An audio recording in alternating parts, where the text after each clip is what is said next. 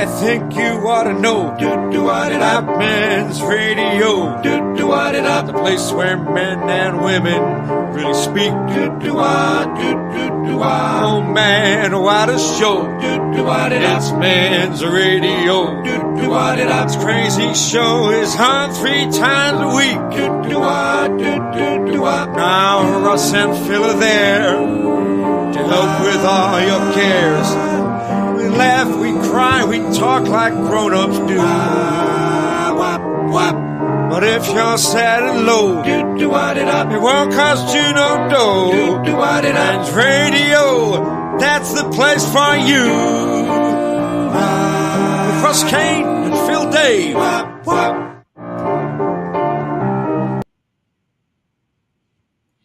Yeah, I know it is not Friday, but happy birthday, Ray Gelato, one of my closest pals who did the theme tune for our Friday show. Happy birthday, Raymondo. He is 1/3, Ray Gelato, along with Colin Cornetto, 1/3 of the Secret Cigar trio that meet every Saturday morning in Soho, rain or shine, for the last few years. And believe me, it keeps me absolutely sane. So happy birthday to one of my dearest friends. I am absolutely delighted to welcome it. Right now, hope you're well. Got a packed show for you today. But before we do, a little tiny bit of sunshine. Isn't that beautiful? A little tiny little bit of sunshine. Makes you feel so much better. Doesn't feel great at the moment. The world feels crap at the moment, but we're going to get there. And I think one of the ways I have always believed is through comedy, even in the darkest times, sort of the things that are, just not funny. Ladies and gentlemen, you know him, you love him. Hang on. Yeah, we get through the dark times with comedy and things that aren't funny, and then you introduce me. Well, I'm proving my point, boy. I'm proving my point. That is it. Whatever. How are you, fella? You good? I'm going to get my agent to call you. What? You haven't got an agent. Stop pretending. You haven't got an agent. You've got a couple of friends. One of them is called Ken. That's it. Right. What have we got? Let's whack through some things. Good morning, everyone. Happy birthday, Ray Gelato. Absolutely. And Paul, thank you so much for your lovely message the other day. I'm getting some 6,000 friends or whatever it is, 5,000 friends on Facebook and all this crap. And through everything we're going through, I get like 3 messages. It's so shit. Morning, guys. Happy birthday, Ray. Absolutely. Barry J. Allen. Afternoon, Ray. And all. Absolutely. And your pal. Right. You like comedy, correct, Amundo? I do very much. I have to say, laughter is the best medicine. I had a DJ night around here last night, teaching a wonderful up-and-coming female DJ, 2 of them actually, and one was here last night. And we, Chloe Norman, DJ Norms. I don't know if you met. Yes, at my party you did. Yes, you did. Yeah, I did. And it was just, the night turned into the silliest thing. And we talk about creativity. We were laughing so much, and then suddenly, with what we were laughing about, a load of ideas. You got in your flow. Got in the flow, and a load of ideas for comedy came into my head. And the point is, I always talk about this. It wasn't a struggle. It wasn't effortful. It unfolded really easily. So if you get into a sort of laughy, fun vibe, and I realised I could either be pissed off about certain things I'm pissed off about, or enjoy the night. You can't do both at once, right? So I just enjoyed the night, and then woke up this morning feeling considerably better, and I didn't drink a drop. Yeah. So it is possible. There are tools available to us to feel better, no matter what's going on. I hope so. Julie Voice, formerly of Houston, Texas, now of Guildford. Jesus. Hi, everyone. It's Wednesday, and Mum is on holiday, so I'm away at a health spa instead of waiting outside the Bowls Club. They don't talk like that in Guildford. Right, ladies and gentlemen. Now, I've been chatting to this fellow. I've never met him. No, you're right. Hello. Do you know where the nearest Waitrose is? I'm out of organic tarama salata from the western hills of Peru. That's how they talk in Guildford. Yes. Clementine, put that down, dear. We don't need Parmesan cheese for both houses. Sorry.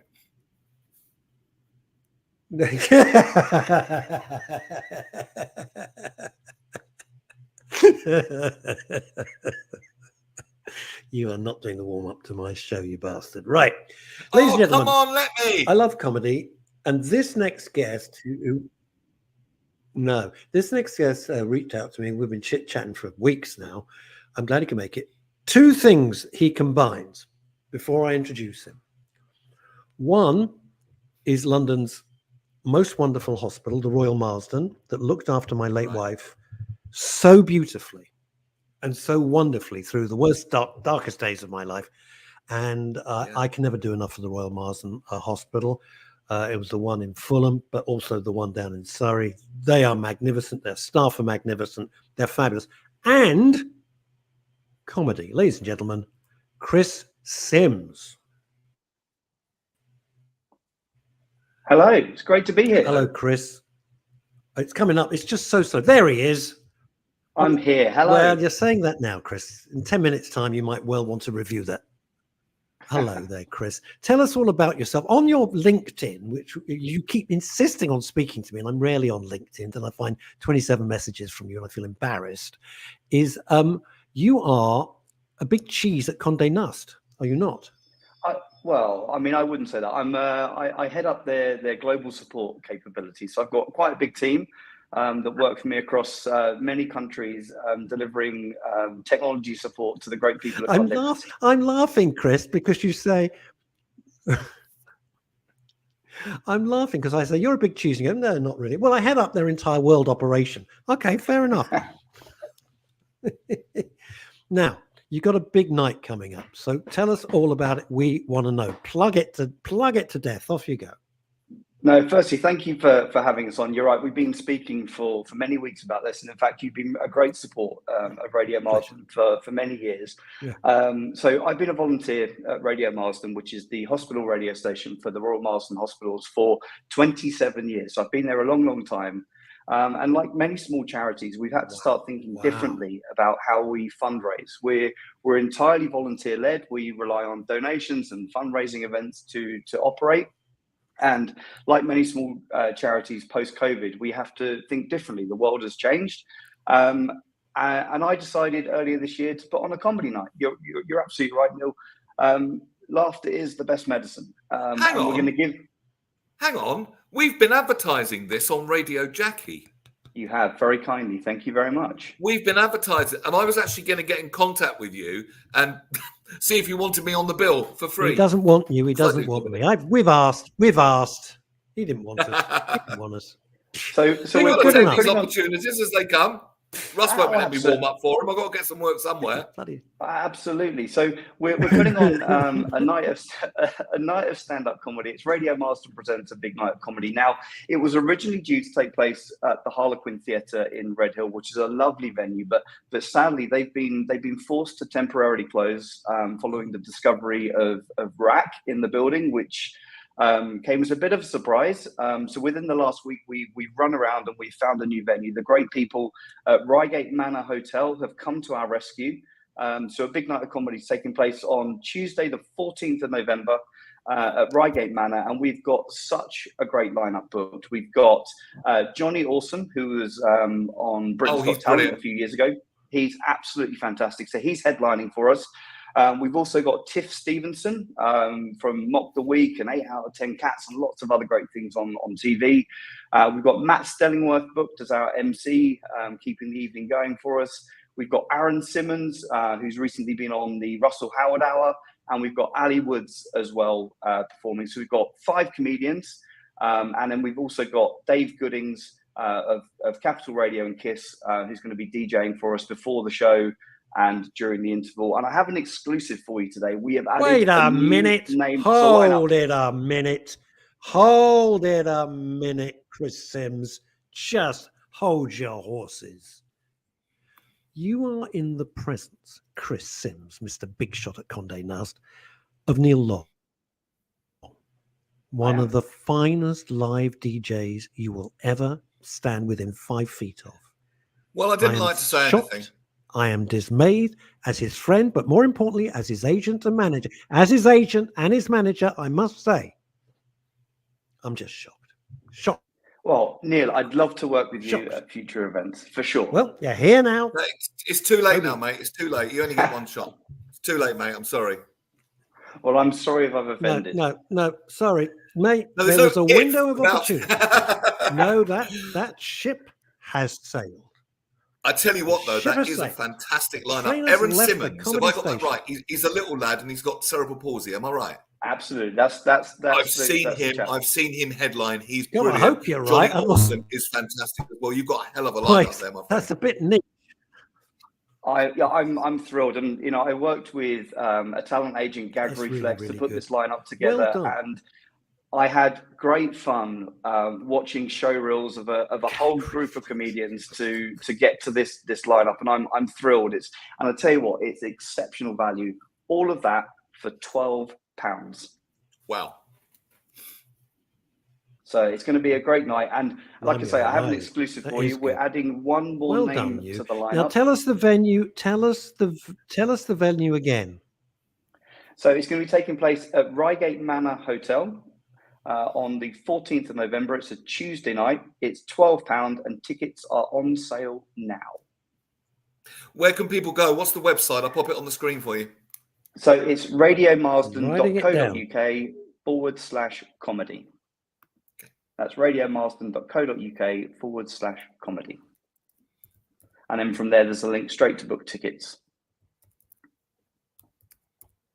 One moment.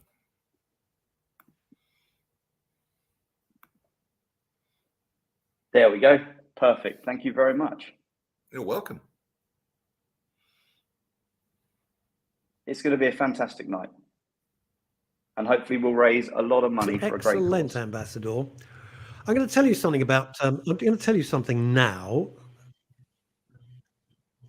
I'm going to share something with you, Chris Sims, as you and I have been tippy tapping away for weeks on end about fundraising. Now, back in 2004, when my wife died of breast cancer in the Royal Marsden, and as I said, I cannot stress how magnificent your staff were. They were incredible, incredible. I have nothing but love and praise for every single one of them. And when she passed, loads of people said, "Wow, you're very high profile." Back in the day, you've got to start a charity, and I thought, no, I absolutely don't. She would have loathed it, and I don't want to do it because I think it keeps dividing funds. You know what I mean? If you start another charity, what are they going to do? You're going to have another ball, and different having a comedy night. But with breast cancer care and everything, they were taking care of that. And then a wonderful friend of mine said, I know, why don't we create a rose and call it the Sally Kane Rose? And she was a big horticulturalist, a dear friend of mine called Teresa Fry. I wish I could take credit for the idea, but I never do. And Teresa went off, and there was a brilliant company called Fryer's Roses, and they developed from scratch the Sally Kane Rose. Now, I know sod all about flowers. I had no idea how expensive it was to create a rose from scratch. But they did, and the cost was about, back then, in 2004, was about £7,000. About £7,000 to create a rose from scratch. So we went to go and pay them, and they said, no, it's on us. On us. We're going to give the money to the Royal Marsden anyway. Wow. And they put it in, and the proceeds for the sale of the Sally Kane Rose for many, many years went to the Royal Marsden. And I think, according to your fundraising people, who I haven't been in touch with for years, as one must move on, tens of thousands of pounds were raised because people loved this rose. It was a permanent reminder. It went all over the world, became one of their best sellers, went on their cover, because that's all they do is Fryer's Roses. They sell roses. It's a huge organization. It's a big shout out to them. But that was my way of saying thank you to the Royal Marsden, because it's so much better to have something which lasts for years and permanent reminder, and people love it, and it's all over the world now. So that's my little Royal Marsden story, just because you're here. And that's how much I believe in what you're doing. It is a wonderful, wonderful hospital. Yeah. Well, it was very, very generous of them to waive like £7,000 fee for building the roses. Gorgeous. Comes up every year, looks lovely, and people admire it. And it's a nice memory as well. But it did good. I mean, that's the point. It did good. and that's all that matters. Really in the captured world. people's imagination, So, didn't it? what do you do in your real life when you're not being an entrepreneur? Oh yes, Well, here's a good question. Here's a good question coming up if this machine would work. Who's the extra comedian that you were? So yeah, I can announce today we have just signed up Darren Altman again Oh, from yeah. BGT, and he is going to be a fellow colleague of yours on Radio Jackie, Neil. He is. I'm starting to get really, really jealous now. These are all my colleagues. Yeah, Darren Altman's fantastic.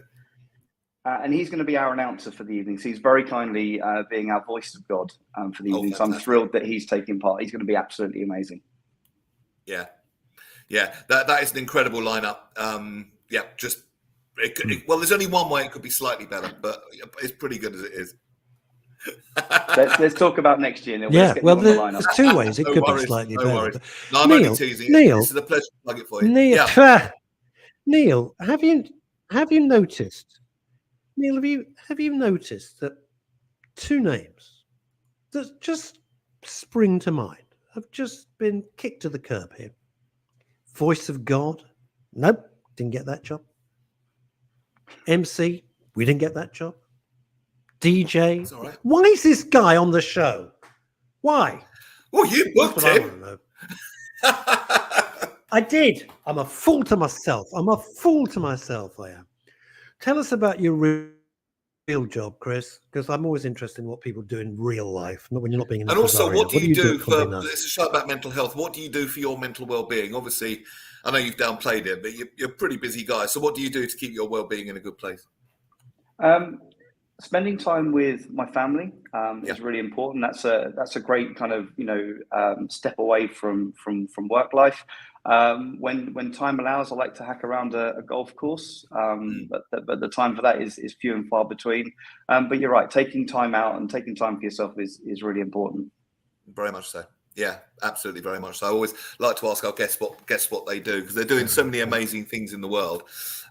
Many of our guests, including yourself, and then it's like, but what do you do for yourself? And sometimes self-care can kind of go to the back of the queue when it actually should be at the front, because we're so much more effective when we've taken care of ourselves, I believe. Yeah, and I'm a big Crystal Palace fan, so I try and get to Selhurst Park as often as I can. I'm sorry to hear that. I know. Someone's got to, right? He goes. You and David Jensen. I always wonder for mental health how the staff at hospitals like the Marsden, who are seeing life at its most cruel in London, anyway, and how they deal with it. Because if they take all that home, that must be very, very, very different. Now, we had guests on a couple of years ago who set up in break rooms, or a room within the hospitals, somewhere where the staff could, forgive me, I can't remember their name, but they were bloody marvelous, where the staff could just come and decompress. Does that make sense? Because we always rely on the staff, NHS, private, whatever it might be, we rely on them, but who do they rely on? Are there things in place for their mental health, or is that beyond your remit? I'm not trying to put you on the spot, but it's just, as Neil says, all about mental health and well-being. So who looks after that? The honest answer is it's beyond my remit. Obviously, Radio Marsden is an independent charity that sits within the Royal Marsden Hospitals, providing services to the patients and the staff. And you're absolutely right. All of the staff at the Royal Marsden Hospital, they're angels, is the way I describe them. They're just wonderful people. Yeah.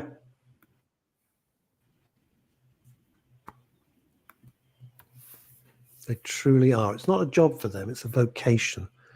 Yeah. And God knows how many staff members we met over the years. It just went on and on. But they were fantastic. Chris, we wish you all the very best. Go on, one last plug. Give it the whole 9 yards. And then we'll say cheerio. Thank you. So Radio Marsden presents a big night of comedy on Tuesday, the 14th of November at Reigate Manor Hotel. Tickets on sale right now at radiomarsden.co.uk/comedy. Tickets are £12 each, and we have an absolutely top lineup for you. You do. That you do. Congratulations. I'll be in touch. I realise we've actually talked on Messenger already. So if I can help in the future, let me know. And good luck with the night. And I'll give it a couple more plugs on the very, very best. I appreciate it. I'll plug it on Radio Jackie again a couple of times, because that's right bang in the area. On his day job, on his actual day job. I love it. Thank you for having me on. It's been great Chris, to talk to you take about care. it. Good luck. Hope it all goes swimmingly well for you. Take care. Absolute pleasure, fella. Absolute pleasure. Bye-bye. Bye-bye. We have another guest coming up in a moment. What a smashing bloke he was. And there's weeks and weeks of chit-chat. What's that? Say that again? I said there's a hell of a delay here. What today. have we got here? Right, Grand Pack. What does it say? I'm so... Oh, my God, there's a delay. It's driving me absolutely around the bend. They could drive a host hospital. They had pilots that would talk to the doctors about coping with stress. Isn't that clever?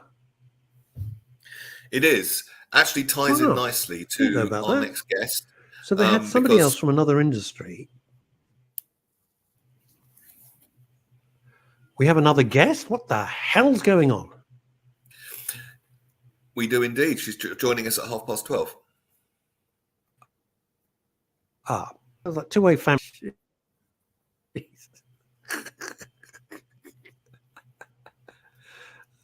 Go on, Neil. I'm so sorry. We have a hell of a delay, and it's driving me crackers too. It sounds like we're talking over each other, and we're honestly professional, but we're not. But she's coming in at 12:30. Her name's Nikki Patrick, and she's got a podcast talking about, amongst many things, including about dealing with stress. It's a really clever podcast. So we're going to be finding out what ticks her boxes and lights her up at 12:30, and some great mental health tips coming up soon.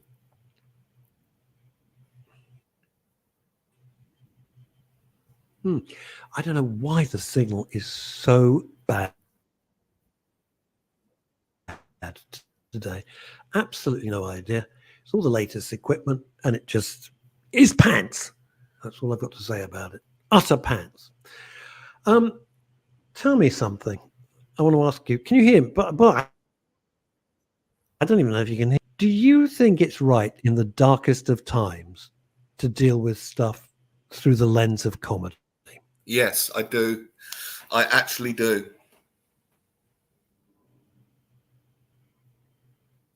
Very, very much so. Because laughter is so much more healing than the negative emotions that we feel. And if we feel those for a chronic...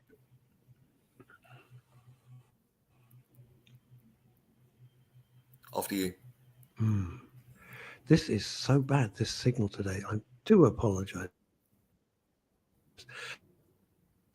There is that I know, by the way, StreamYard said they were having streaming issues today. There was a notice, a big banner came up. So it may not be us. It may actually be StreamYard saying that they did say they had problems today. I've got this big show coming up on November the 5th, Sunday, November the 5th, 2 shows, 3 o'clock and 6 o'clock at the German Street Theatre. And obviously, it's taken me months to write the show, as these things do. And with world events and everything going on, I thought, part of me thought, and then I thought, well, maybe I should modify the material, which is pretty out there. And then I thought, no, I think I need to double down. I think I need to double down, not to back off.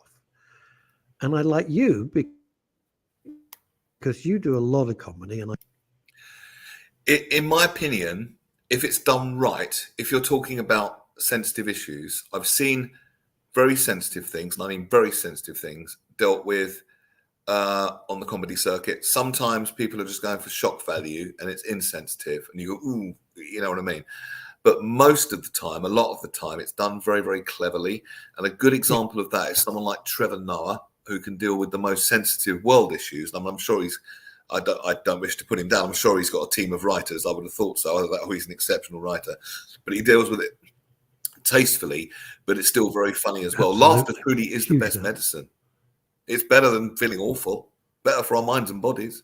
It's got to be.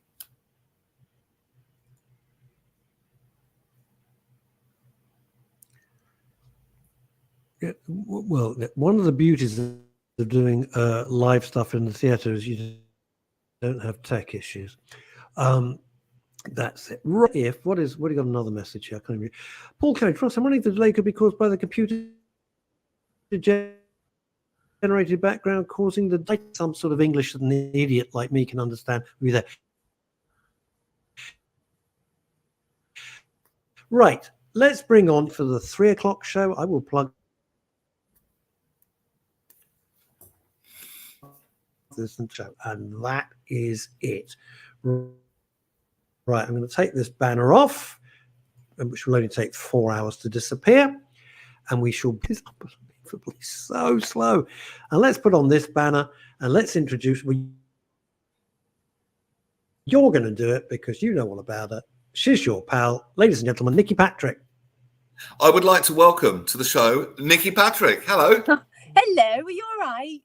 We are, but we've got the most god-awful technical delay today, so it's going to seem like we're talking all over each other. Well, like we normally do most mornings, actually. So nothing different there. Can you hear me okay? I can, but I was hoping I could do this through my studio today, but it's doing some sort of blimming update at the moment. It's like, what it always does.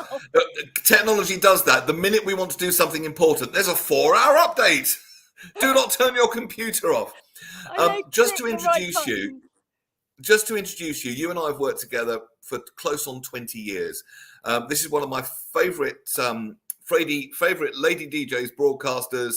Say you're a DJ, that's not enough. You do so many things, all under the banner of broadcaster, shall we say, but presenter, podcaster, and we've become very good friends over the years and talked about all kinds of subjects, privately, including subjects like mental health. So I really wanted to have you on the show and talk about your podcast, which I thought was a genius idea.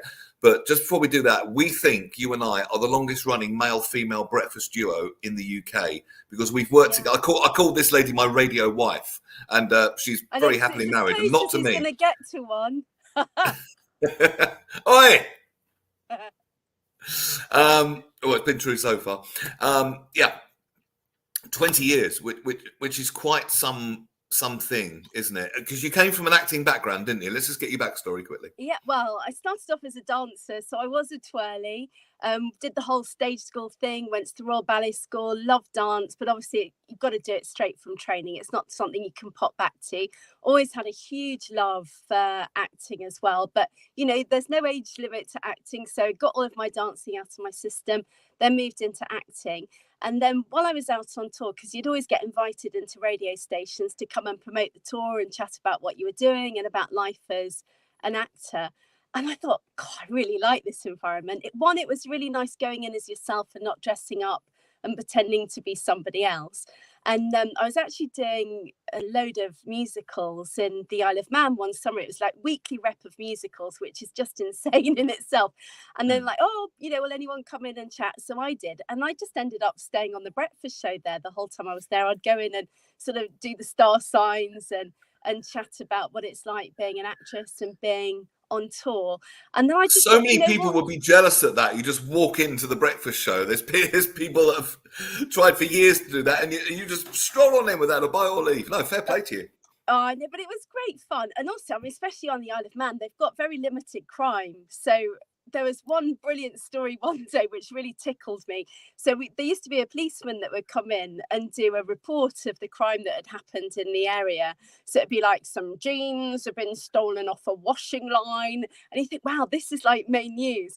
And then once there was now Mr. Brown has lost his blued Ford Fiesta. We don't know where it is. He think maybe his son might have parked it and forgotten where he had left it, or he might have had a few drinks when he came out the pub and couldn't find the car. And that was the level of crime, which, it was amusing, but it was also joyful that, there was no crime there. And if that was it, a pair of jeans that someone... Can you imagine if the worst crimes that we hear about today were someone nicking a pair of jeans off someone's washing line? I know, or just forgetting where you park your car. We've all done that in a car park and ended up in tears. Or is that just me going, I can't find my car? The first part is true. I do it all the time, but I generally don't cry about it. I walk around with my remote going like that, waiting for the lights to flash. Well, this was when I had a really old car and it didn't have the remote, so I couldn't do that. So I just had to resort to crying and the security guys helping me. There you go. And they came running to your aid. So you've done an awful lot of things. over the years, many things. And I know you feel strongly about a lot of mental health topics, and that kind of ties into your podcast, doesn't it, as well? Yeah, Tell hugely. us about your podcast. Tell us all about that, Nikki. Well, I was doing my BBC show. I mean, during lockdown, it was such a weird time anyway. And it was an evening show that I was doing during lockdown. And I was having these amazing guests that were coming on with all of this information. And I just thought, wouldn't it be nice to get this into like bite-sized chunks? So I sort of think about my podcast, it's like a mental health first aid kit. And I also think if we can do preventative mental health workouts, like we work out our bodies, let's work out our minds as well. And I don't know about you, but I think we've all got quite short attention spans these days. And you often hear programs where they say, oh, coming up, we're going to talk about this. Coming up, we're going to talk about this. And they finally get to talk about it and they have like a couple of minutes and then it's gone. And it's like, well, I want the meat. I just want the meat. So the idea with my podcast is I've got a specialist that comes on. They have 3 top tips. I think the longest episode's 15 minutes. Yeah. And I think we can all absorb 3 top tips. You don't have to write them down. You can memorize 3. And the idea is, so the podcast's called It's Somewhere in the Bottom of Your Handbag, because we all know someone that's got one of those bags. They have got everything in it that you could ever possibly need, whether it's a jar of honey.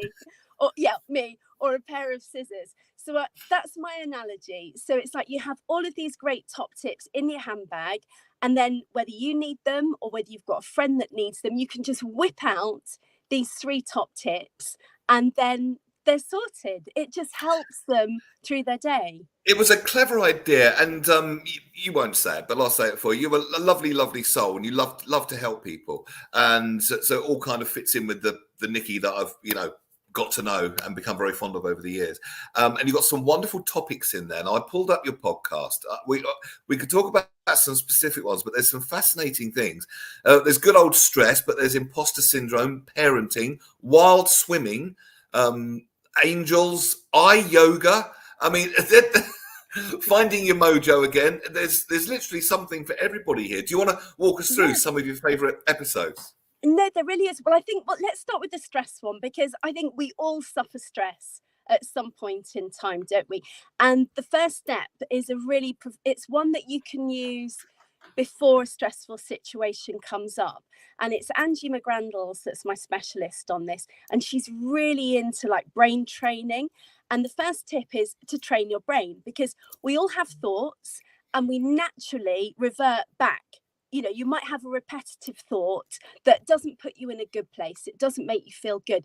So the idea is that you train your brain so your default is to your good place. So it could be, I'm calm and I'm in control. And that becomes your mantra. So when you wake up in the morning, I'm calm and I'm in control. When you're brushing your teeth, I'm calm and I'm in control. And eventually you're retraining your brain. So that just becomes your natural dialogue in your head, which I think is a lovely way to start your day. So I tend to have my own mantra. When I'm coming in to do the show with you in the morning, God knows I need a bit of stress relief. So I do my mantra. Brave, Nikki. You're brave. I'll give you that. Don't you start. Very brave woman. Very brave. 20 years. I can't be that bad. I know, it's mad, isn't it? It is mad. It really is. So because we learn by repetition, don't we? Yeah. And it's interesting to hear that our brains are trainable. We talk about this an awful lot on this podcast, to talk about NLP and all that sort of things. And that's a kind of brain hacking software, I suppose, software for the brain.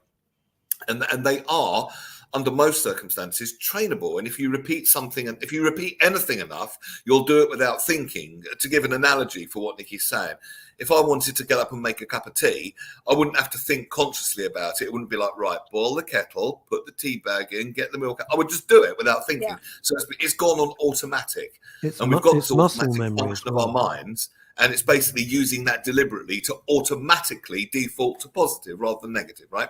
Yep. Yeah.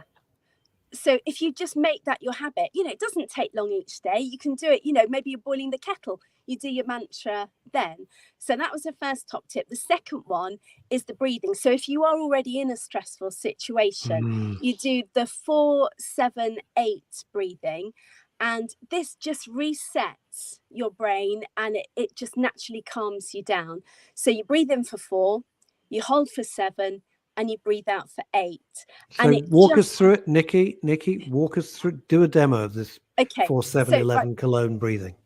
We're going to breathe in for 4. So 1 through the 2, nose or through the mouth, Nikki? Oh, always Seriously. through your nose. Always the nose. Nose is because our nose is our filter.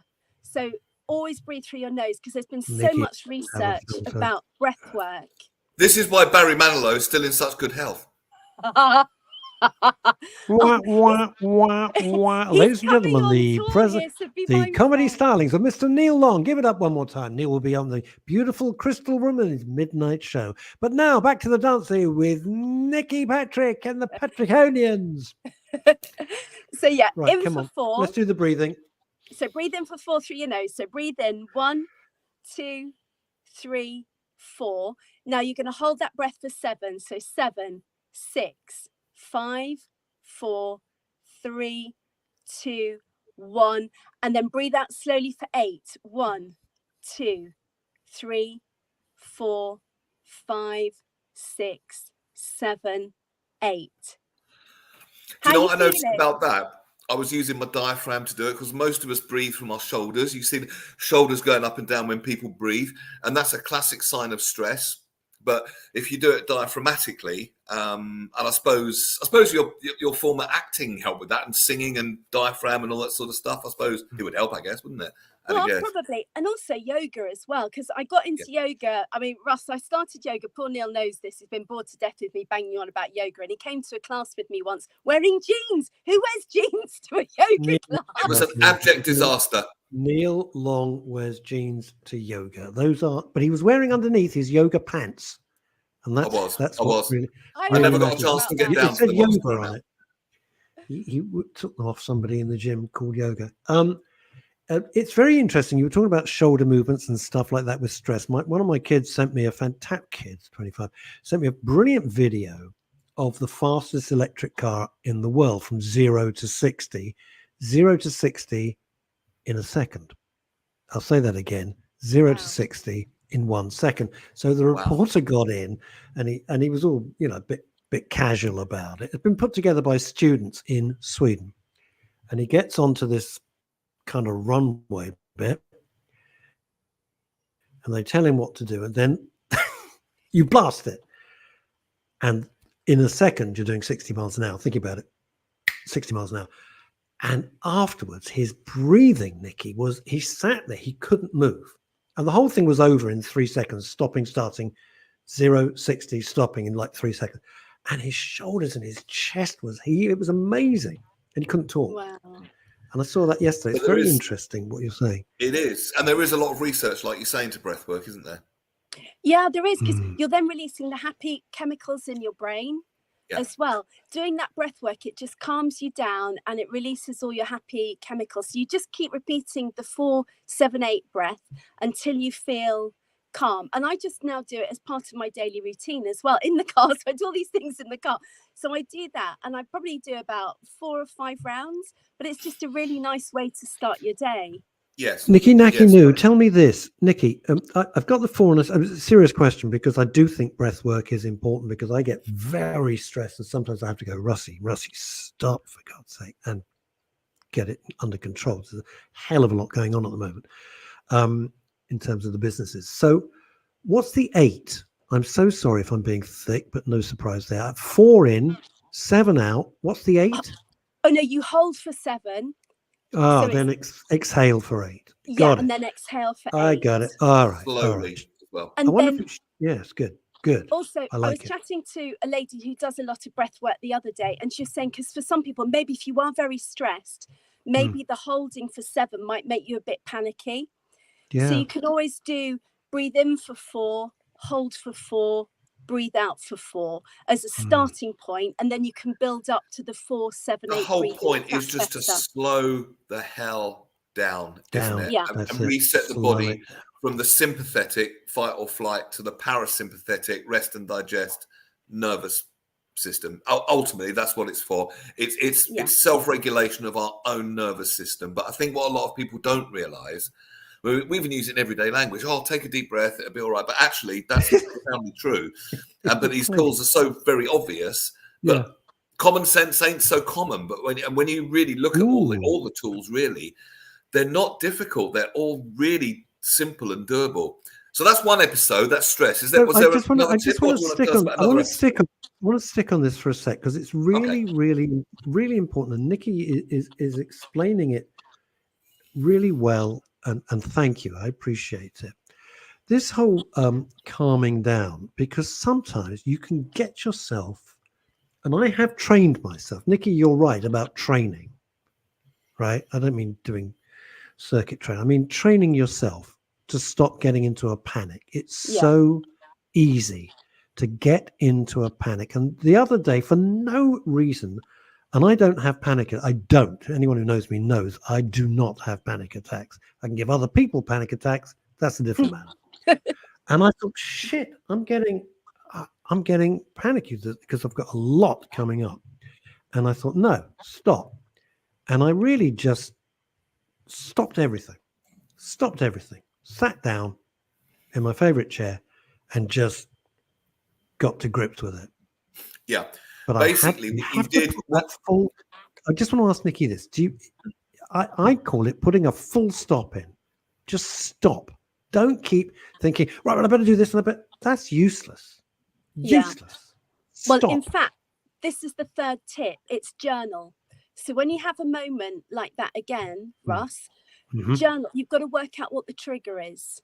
And Angie was saying, the more you journal, the more you work out how you were feeling, your stress level, and what caused the stress, then you've got more awareness of if that situation's coming up again, you'll be more prepared. And this is the key word. Every discipline I study, every single thing about self-regulation, looking inside yourself, finding yourself within, all of them, they come down to this one key word, and you used it, Nikki, awareness. Not judgment. Don't judge yourself for it. That's the worst thing you can do. Just be aware. You know what, Neil? And the more aware you are, and awareness builds on itself. This could be a neural pathway laid down when you were a child and it's starting to come up. So sometimes the journaling and the reflection has to go quite deep. So also remember, self-compassion, it's a process. Be easy with yourself throughout the process. Yeah, be kind but awareness to yourself. is key. Stop Not beating judgment, the crap out of yourself judgment. all the time. Yeah. Neil brings up this thing, Nikki, because I know you don't watch the show that often, unless you're on it. Oh, she does. She does. And I can honestly say I have never listened to 10 seconds of Radio Jack. I've never listened to it. I'm sure it's absolutely fabulous because it's been there forever. 20 years we've done, and you haven't heard a bit of it. I know, it's a wonderful bloody thing. By the way, I just want to say something to you too, because people watching all over the world think, oh yeah, 20 years. Unless you've done radio work or television work, but particularly radio work, which is my strong suit, rather. I don't really enjoy television that much. It's okay, but it's never been a burning ambition for me. Unless you've done it, you have no idea what it takes to form an on-air partnership. Now, I don't really know you, Nikki. I think I've met you once or twice at Neil's house. I know Neil pretty well. But unless you have that and what it takes, it's an incredible thing. That's why so many shows fail, because Nikki the and on-air I partnership have been very is an absolute disaster. Nikki and I, my radio wife and I, I point out she's a very happily married woman and not to me. It's just a term. Well, no one's that happy, Neil. Let's be honest about it. We've always been lucky enough to have a great on-air chemistry. And that's what people say when they listen to us. It's the banter. It's the chemistry. And there is a fantastic chemistry that we have, and it's lasted us 20 years. Do you know, but people outside of the industry, you can't fake that. How many other radio stations, which we won't name, people said, oh, what's it like when we were doing the breakfast show? And I go, well, when the mic's off, it's exactly the same. We're just making each other laugh, and we became friends. And all these, 40 years later in some cases, we're still very good friends. When you listen to other stations and you've got the boss there and everyone's sort of his acolyte and having to laugh, it's painful and hideous. So really what I was trying to say in a very long-winded way is congratulations to both of you, because that is no small feat. Nikki And I didn't want to also, let it Sparrow pass. Blushes, is a fantastic interviewer. She has this technique, and she's had it since day one, of putting people absolutely at their ease and getting the best out of them. I'll say that. I'm feeling a bit tense. I'll be honest. She hasn't done it with me. Fantastic at that. Just to big you up. Tell us about some more of your podcast episodes, because there's literally so many. I popped it on screen. If you'd like to check out this podcast, Google. It's somewhere at the bottom of my handbag podcast, and it'll come straight Great up on title, by the Buzzsprout. way. And you Great can have a listen title. to it. But But there's so much. Thank you. Tell us about another one. Well, as you were both mentioning about how you talk to yourself, now this came up as a point in imposter. What's it called? Imposter syndrome. Imposter syndrome. Turning two words into one. Yeah. And one of the top tips on that is talk to yourself in a kind voice, because if you were giving a friend some advice, you would talk to them in a really nice way, but the way we talk to ourselves can be utterly horrible brutal. at times, can't Brutal. it? So we've got to learn, because I think everybody suffers with imposter syndrome. I don't think we even knew, well, I didn't think it was something that everybody had. And it's only in my awareness that in the last 3 or 4 years that people have started talking about it and saying, and go, oh, that's what it's called. But so yeah, that was tip 2 on that. Just talk to yourself really kindly. Whatever situation you're in, use your kind voice and always talk to yourself in a kind voice. So if ever you find yourself getting cross with yourself, just stop. And that, go to that comfy armchair, Russ, sit in that comfy armchair and go, right, how would I say this to a friend? How would I talk to them? Yeah, absolutely. I did have a statistic It's here. so interesting you say this, Nikki. I can't do it. Trust me, I have tried for years. I'm horrible. It's like watching yourself drown. I'm horribly aware of this. To not beat yourself up, not talk to yourself like you're a piece of garbage. I get that.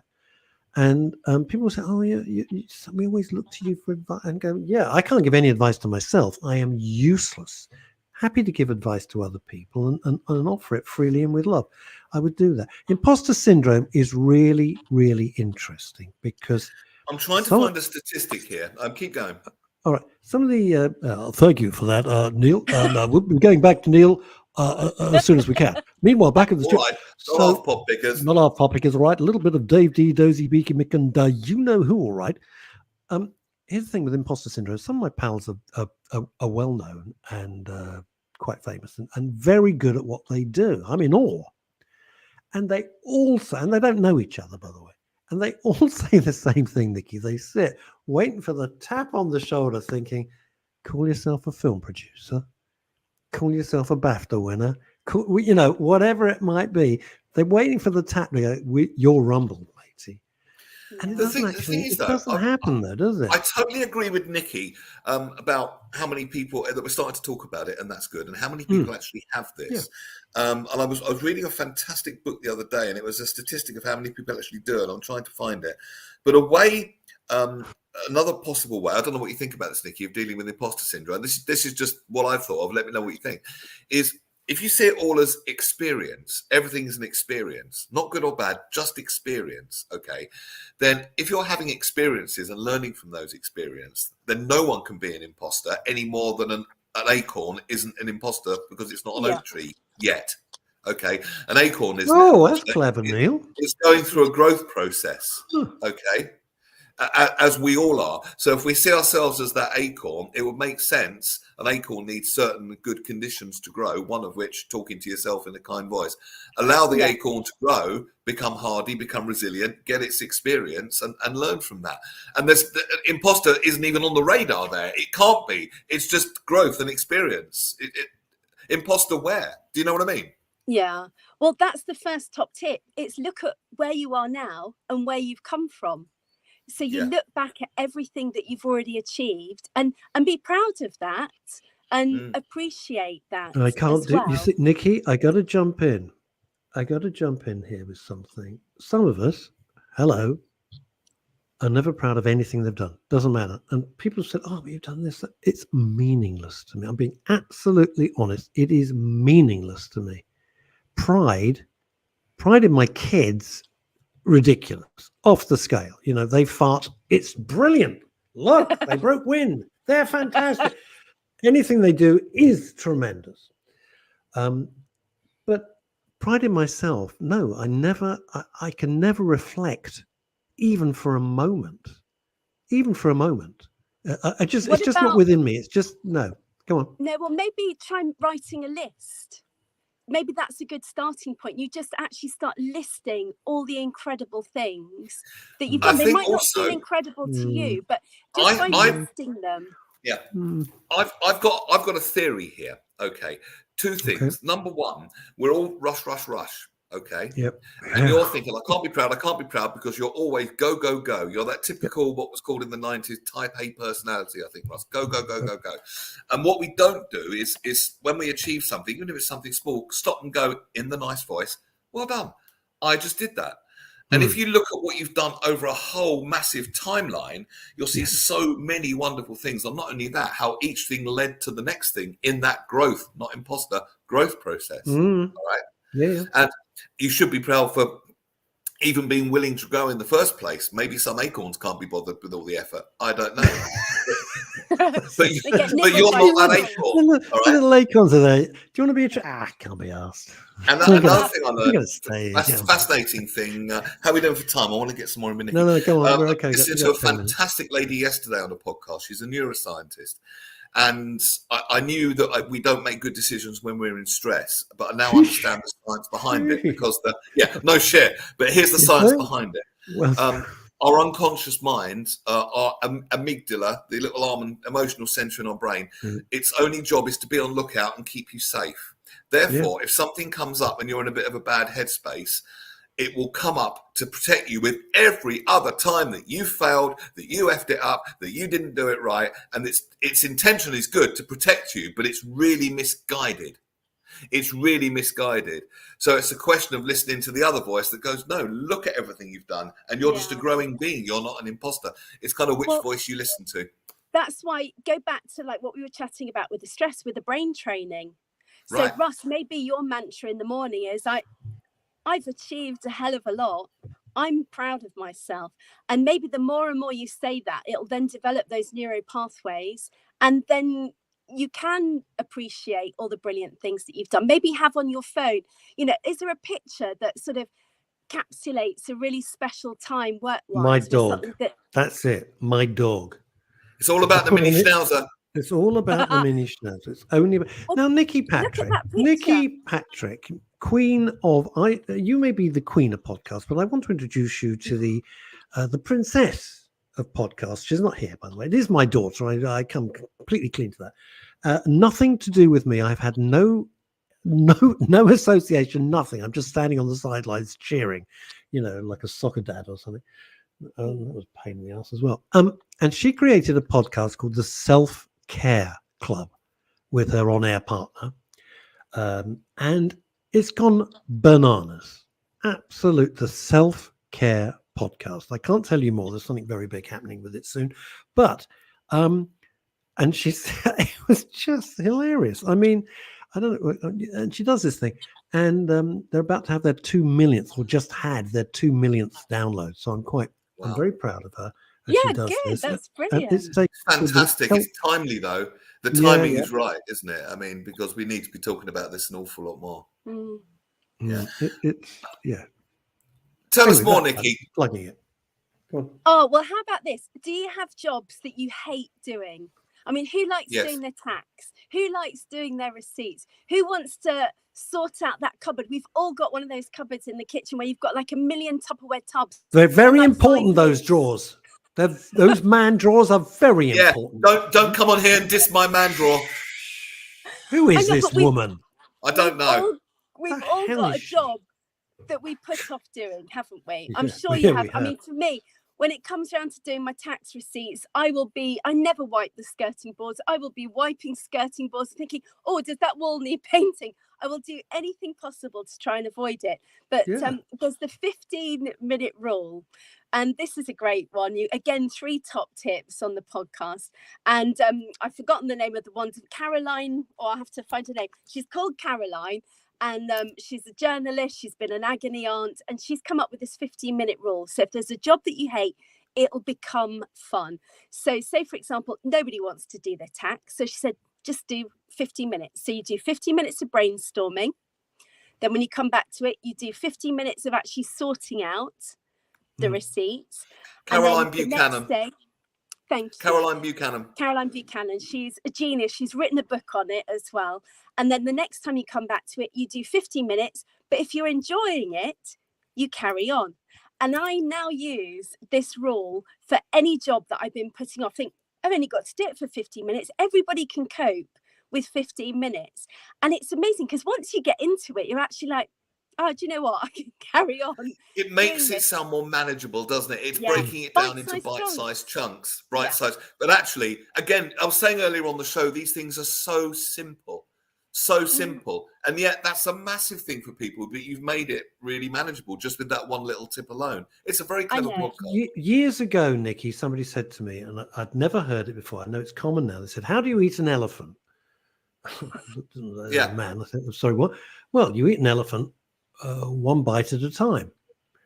In other words, you can't do the whole thing. It's quite impossible. That's why people fail. In fact, the last podcast I recorded on Walk the Talk, the Hero's Journey is about why do people fail? Why do people give up? Why do they stop? Why do some people keep going? When do you know when you should quit because it's not right for you? There's all sorts of things that will come out in a few weeks. But when you've got a task or something, don't set yourself up to fail by thinking, I've got to do it all. I've got to do it now. Impossible. No one can perfectly do too. No, you can't do that. No, you can't. Do it bit by bit. Yeah, and it's satisfying as well. Yes, I actually did get a sense of you were saying that, Nikki, that there's a certain, even a satisfaction. I mean, is it possible to feel satisfaction in doing your taxes? And with that little tip, I would say, I mean, there's so many episodes to choose from. I'm mindful we're running out of time. I'll just whip through them. Body language, people pleasing, ditching the booze. The 15-minute rule, anxiety, menopause, gut feelings, burnout, parenting, stress, confidence, Jo Howarth, Happiness Club, she's been on here, ADHD, eye yoga, angels, grief, vision boarding, gut feeling, gut health. Before you go, I want to hear about your latest passion, which is swimming. Oh, my God. I know. Well, there is one about cold water swimming. I've not done the swimming, but I go in for a dip. So I'm a real wuss when it comes to going in the sea. Even in the summer, it takes me half an hour to get in the sea. I am that person that goes on a snorkeling safari in Greece and I wear 2 wetsuits. But I was determined, if I'm spending some time by the coast, I've got to embrace being by the sea. And so last Friday, what was it? It was October. And at 7 a.m, I was with 30 other people jumping in the waves. And you come out and you are so freezing. Exhilarated. Oh, sorry. No, this is Wim Hof stuff, isn't it? There's science behind this, and it really is good for your mental well-being. It's fantastic. And if you can't be by the sea, I mean, you've been doing 30 seconds at the end of your shower, haven't you, of cold water? Yes. Well, 10 seconds. You told me 30. I lied. I was in the sea for 10 minutes. No, I said you do it for 10 to 30 seconds. I didn't say what end of the range I was at. You big wuss. But it's so good for your body. It's great for people with pains, with chronic fatigue, and any form of muscle or bone. Why? I'll just come out like I'm cold and I'm wet and I'm cold. No, Russ, honestly, you're exhilarated. It is. I can't explain it because I didn't quite get it. Everyone keeps doing it, and I'm like, I don't get it. And they go, well, it's really good if you're going through the menopause. It's great for your mental health. But once I'd done it, it is incredible. And I can't wait to be going in December wearing a woolly hat when it's icy. And the excitement I have in the mornings of going in, it's like I'm going on holiday. Neil, no, the thing is, though, she is well. That's the thing. If you'd like to listen to this podcast, brilliant bite-sized tips, chunks of wisdom, usable, doable, simple, doable chunks of wisdom with some brilliant experts. So you just type it into Google. It's somewhere in the bottom of my handbag podcast. And if you'd like to learn more about Nikki and the myriad of wonderful things she does and is still doing, both in broadcasting and in other fields as well, nikkipatrick.com. And thank you very much for being on. I think what we'd do, I've enjoyed this enormously. I think I'd like you on my podcast because I think you got a lot of very interesting. I'll have to get all your details from Longie. I can do that. It's a lot of stuff that's really, really interesting. But the most important thing to get out of all of it, it's not rocket science. No. Put all the nonsense to one side. Put all those books the size of a house brick to one side. Neil's used the absolute best phrase for this. Common sense. But he also said, if you listened, common sense isn't that common. It is common sense. And it's because, and I've got a theory that we had a chap, I think it was Martin, said he's never been proud of anything, and it took some really big achievements for it to think in. Martin Allen. And my theory behind that is we're coming out of this era, decades, centuries of this idea that hard work, nose to the grindstone, even suffering equals success, which will equal happiness eventually in this life or the next one if you're lucky. When what we're learning now is it's actually the other. Will you please take that off, Russ? No. This is the best. It's actually the other way comment. round. Happiness leads to success. With tips like Nicky's, not the other way round. And yes, okay, it's true. I ran into the sea at Hailing Island. A bunch of invective came out of my mouth, including all the words that women don't like, including that one, the C-bomb. And then I had to go and apologise to the lady. And buy her an ice cream. Nicky Patrick, our special guest, thank you so much. How you put up with Neil Long, God only knows. Bye, everybody. I'll be back on Friday. Until then, try and stay out of trouble.